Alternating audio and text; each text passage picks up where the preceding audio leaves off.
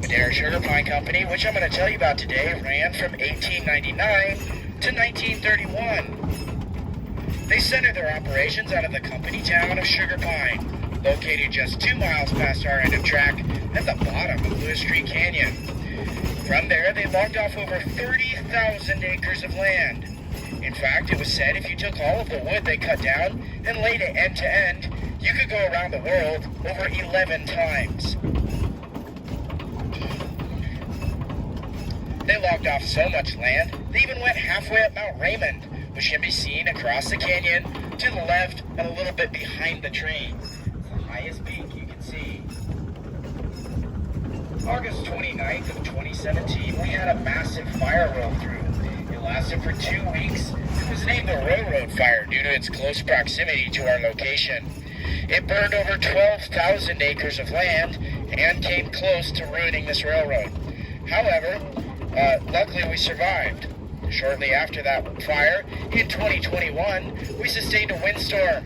We sustained wind speeds ranging from 60 to 150 miles per hour. It knocked down literally thousands of those burned trees and laid them across the track. Our track crew had to cut through 62 trees just to resume passenger service.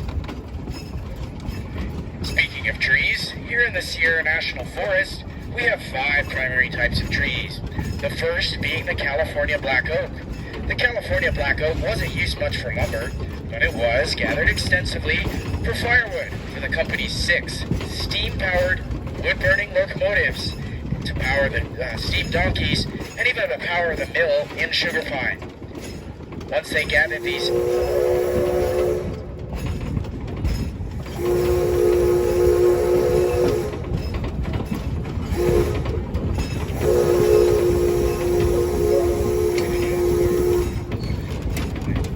One of the fun parts of the job is every engineer's different. All of them whistle at a different time. So sometimes I can't time my narration perfectly. As I was saying, the Miwok Indians, the Native Americans in the region, used to take the acorns off that California black oak and soak them in water to remove the tannic acid. Once they removed the bitter tannic acid, they would grind it up into a powder to make cakes and breads. It was a staple of their diet. The next tree I'd like to tell you about is the incense cedar. Known for its rough, reddish-colored bark, incense cedar has a pleasant aroma that can last up to 50 years. It's naturally bug-resistant and makes great indoor furniture. Its needles are flat and segmented. We're now entering into Horseshoe Curve. Horseshoe Curve was dug out in 1908 by a Chinese work crew with picks and shovels. To lay the tracks, they piled all of the dirt on the left side. It was all done by hand, meaning the grade that you see all this vegetation growing on is still the original grade where it was piled in November of that year. The next tree I'd like to tell you about is the white fir. Similar to the red fir that grows at higher elevations, it's known for its flat, horizontal branches that are evenly spaced with small needles. Folks, please sit down. There is no standing during the ride. Thank you. It has a grayish-colored bark, but you may know this tree better as the Christmas tree. The next tree I'd like to tell you about is the ponderosa pine.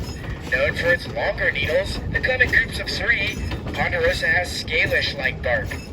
Ponderosa pine is some of the most high-quality wood in the region and was used exclusively as finishing lumber due to its relatively straight wood with few knots. Similar to the ponderosa is the sugar pine. Its needles come in groups of 5,